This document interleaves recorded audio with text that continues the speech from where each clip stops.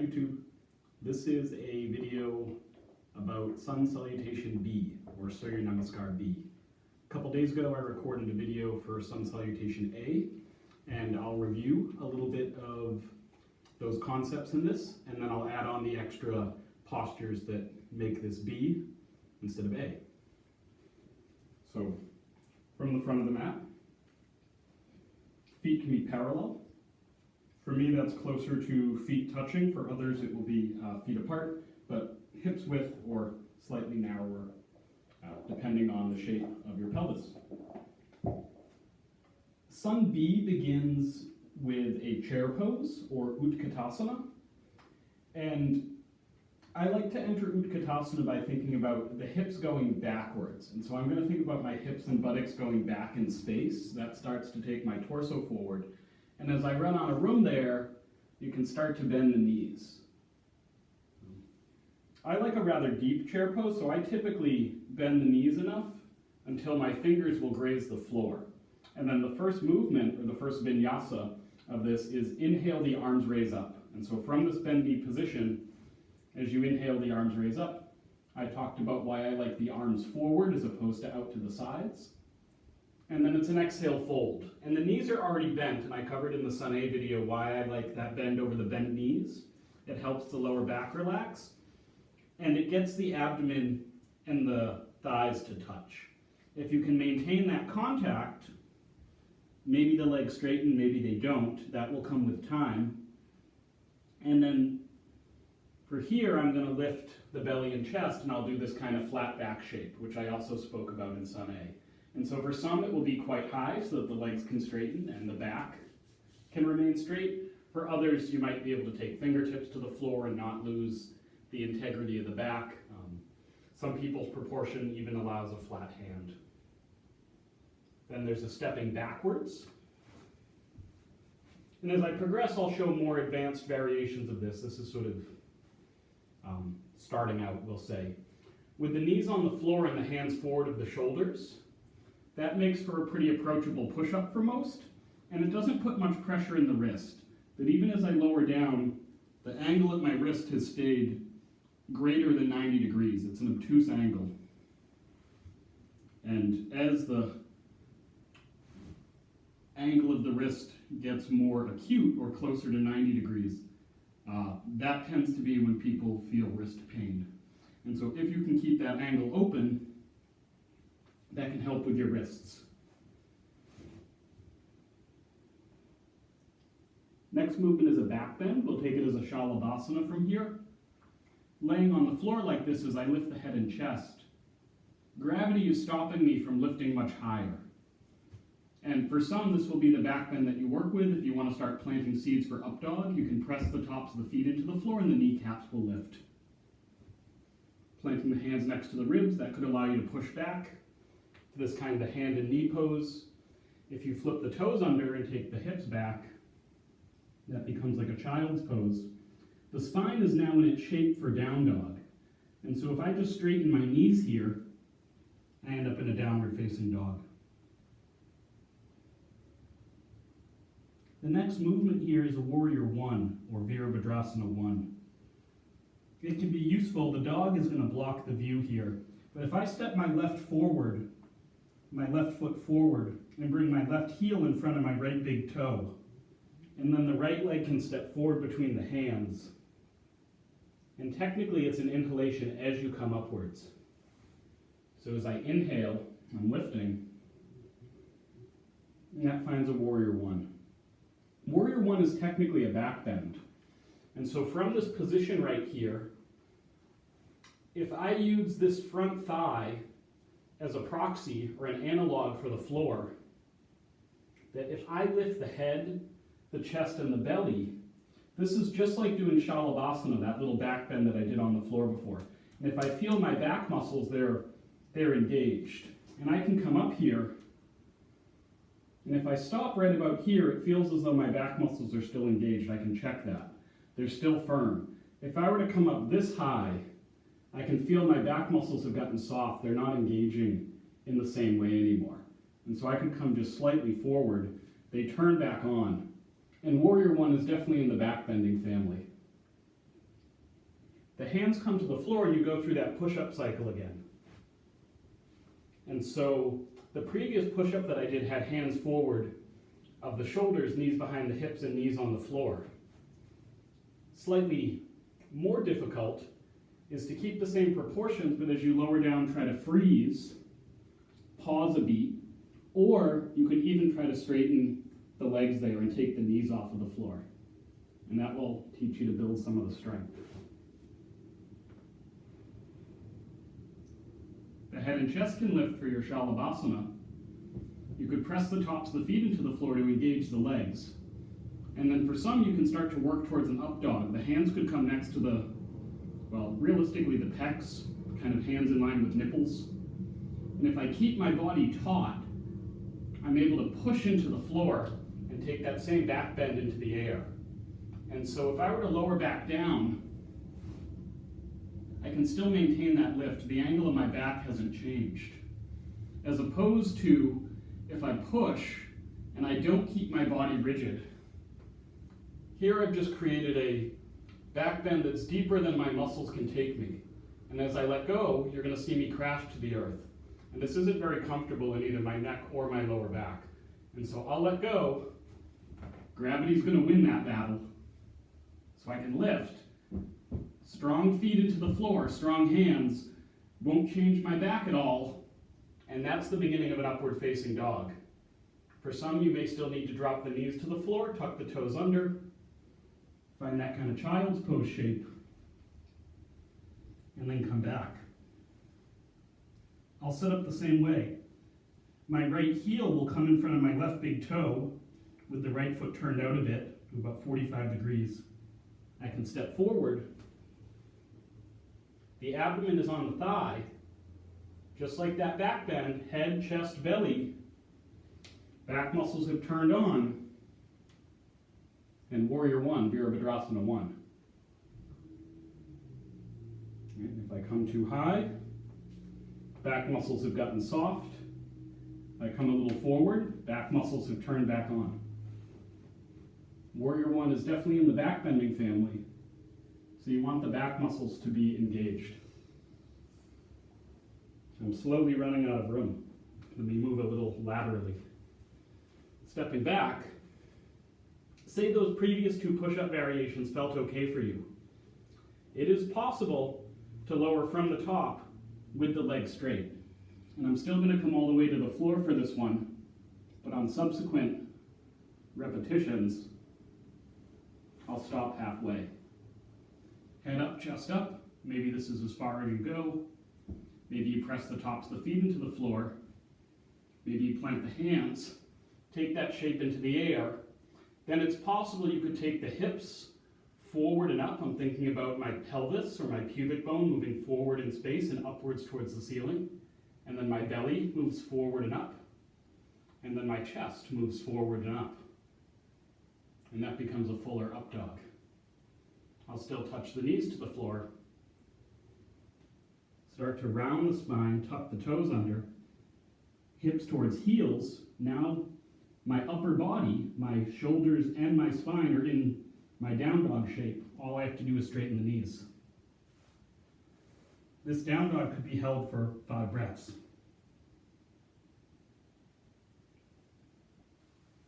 If possible, looking at the navel in downward facing dog would be the prescribed drishti.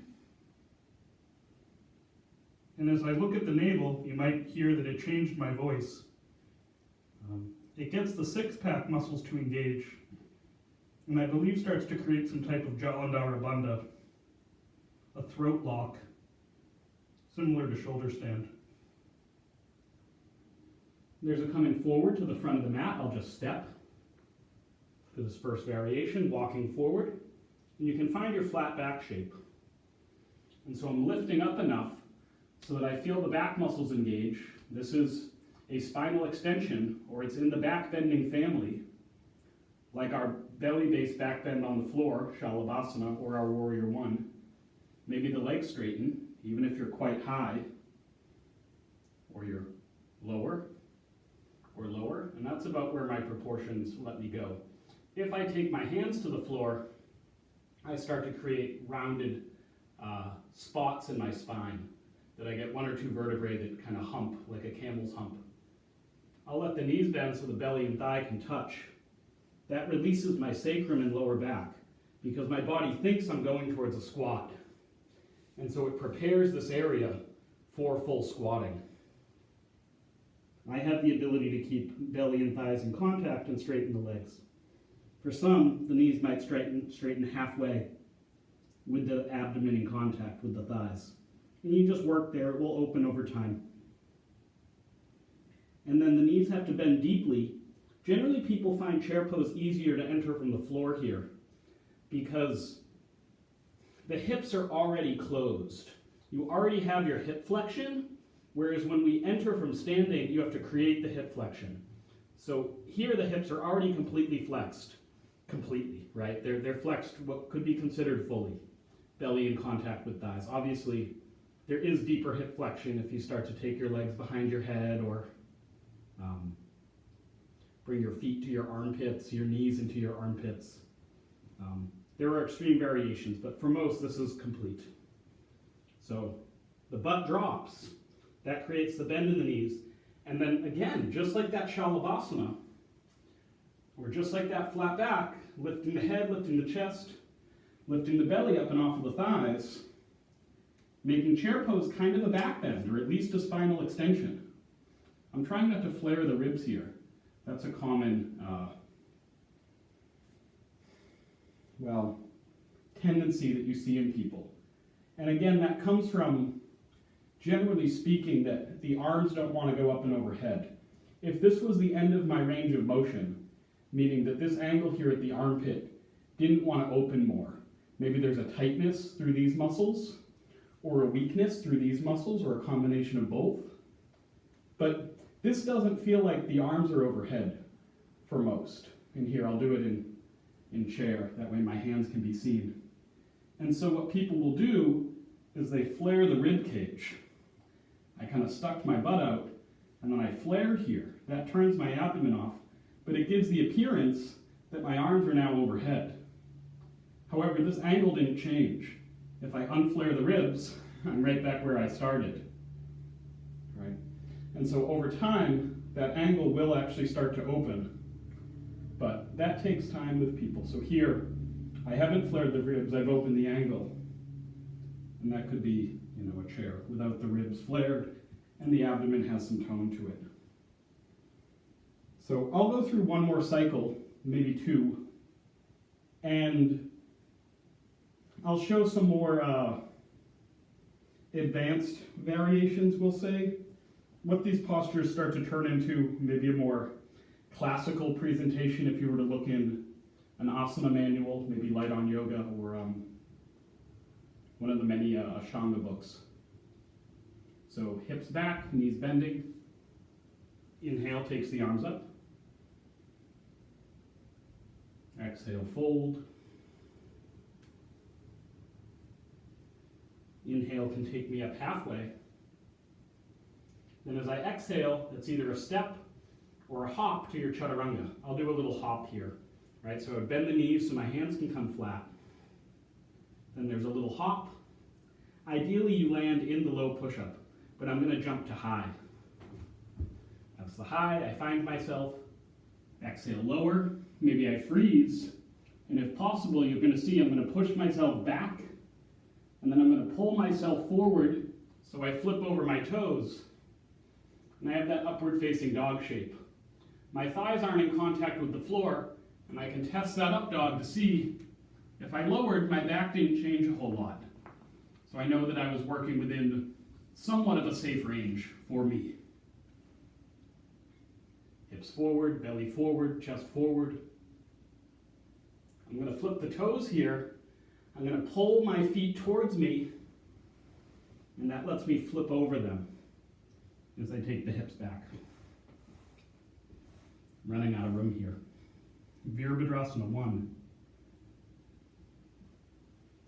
Left foot steps forward, left heel in line with big toe. Step forward, inhale up, brief pause, and then the exhale takes you to the floor. Again, knees could be down, pause, push back, pull forward to flip over the toes. Strong legs here. And then I start to pull my pelvis forward. That brings the feet along for the ride, so I can flip over the toes. Right foot in front of left big toe. Left foot between the hands. Warrior one. Again, I could always check, are my back muscles engaged? Hands to the floor. Exhale down. Pushing back. Pulling forward. Hips forward and up. Belly button forward and up, chest forward and up. I can always check. Can my body support that back bend? Keep me honest. Pulling forward, and then pushing back.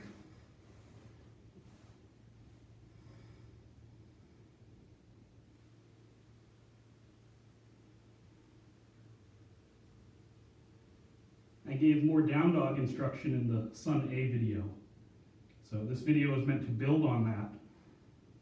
You can get a more in-depth explanation of many of these shapes in that video. I'll still step forward here to the flat back position. Right? Maybe begin with the bent knees. Get that feeling of the abdomen lifting.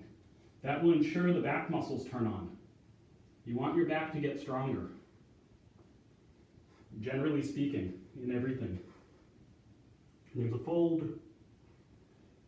Again, the preferred entry for chair for most.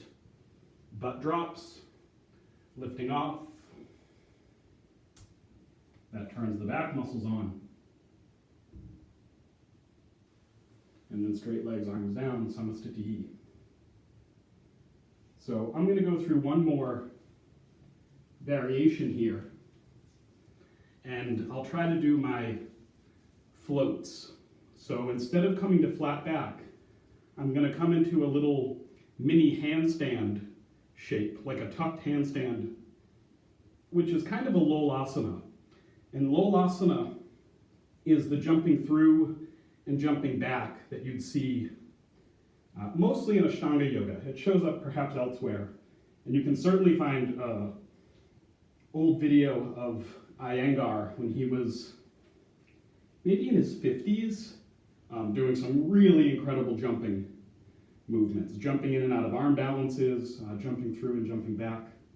Same thing with Krishnamacharya, early 1900s video of him practicing as a young man. Very impressive. If you do some searching on YouTube, you can dig up all kinds of cool old yoga footage of some of the masters of the 20th century, if you're into that kind of thing. So, a little less explanation here, a little more movement. This is an inhale. This is an exhale. My hands will come forward. Maybe someday I'd be strong enough from here. This could be proportions. I'm going to keep telling myself it's strength. But I'll take my hands forward, and I lean forward, and then this is an inhale. That's an exhale. Push back, pull forward. This is an inhale. And then flipping over the toes, that's an exhale. Right foot steps forward, this is an inhale. Exhale, long exhale, exhale, exhale, exhale, exhale, exhale. Inhale. And exhale. Stepping forward, here's the inhale. And long exhale, exhale, exhale, exhale, exhale, exhale, exhale, exhale. Pushing back, pulling forward, inhale. And flipping over the toes, exhale. Hey, buddy. This down dog is held for 5 breaths. We'll approximate. After my 5th exhale, I bend the knees a little bit and I look forward. And as I inhale, I'm going to try to float forward. And I'm not going to find the flat back. Right? But the flat back is, generally speaking, the inhale here. But I'm going to use this Alolasana. You're blocking the view, buddy. Argos. Right here. Good boy. Sit. Down. Good enough. I'll back up a little bit. So I look forward, I bend the knees, and then the inhale is going to float me forward. And there'll be no flat back. Inhale. Straight to the exhale.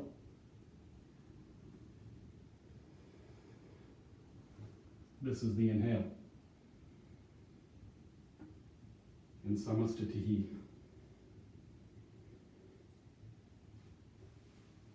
So there's some variations on Sun B. It builds off of Sun A, and difficult when I'm speaking and moving to coordinate the breath. But as you work on your own, Sun B really starts to teach you to extend, prolong, and control the breath, which is a bit of an advanced concept, but some of the vinyasas are quite long. That from that exhale to down dog initially, and then one of the legs stepping forward for your warrior one, that becomes quite the long breath. And then as your hands come to the floor and you lower through your push-up, that also becomes a long breath. And as you can start to go through that choreography eventually without taking extra breaths and without losing the breath, you can build up a lot of stamina and endurance. Generally speaking, the inhales will take you up. Inhale, arms up. Inhale, lifting into that little handstand or your flat back. Inhale, up dog. Inhale, lifting the arms in warrior one. Those are all upward movements as you inhale. The exhales generally take you down. So you exhale into your forward fold. You exhale as you lower down in your chaturanga. And you exhale into downward facing dog. You also exhale from your warrior one as you bring your hands back to the floor. That's also an exhale, but it blends into the push-up. It blends into the chaturanga. So sun salutations are great. Sun B is definitely harder, but chair pose is useful. Warrior one can be useful. If you treat warrior one like a back bend and don't try to treat it like a lunge, because it's not a lunge, it's quite different. It doesn't stretch the front of the hip in the same way at all.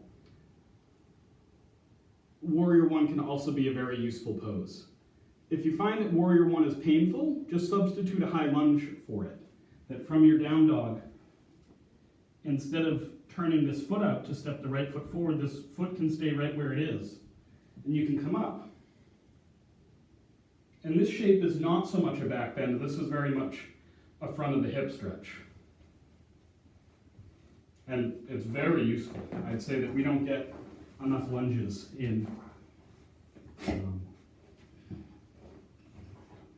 our lives. That so much of our lives are spent sitting in a chair, sitting in a car, sitting on a bicycle. And so to open the front of the hip on the back leg and to build the balance here, that you're on two little narrow feet, you're on one full foot in the front and then just the ball of a foot in the back. And so also very useful. So, give that a try. Refer back to the Sun A video if anything wasn't clear. Between these two videos, I think there's plenty of information that you'll be able to work with your sun salutations for likely a long time. Whether you're a beginner or a more intermediate advanced practitioner, there's probably something there for you. So thank you. Namaste.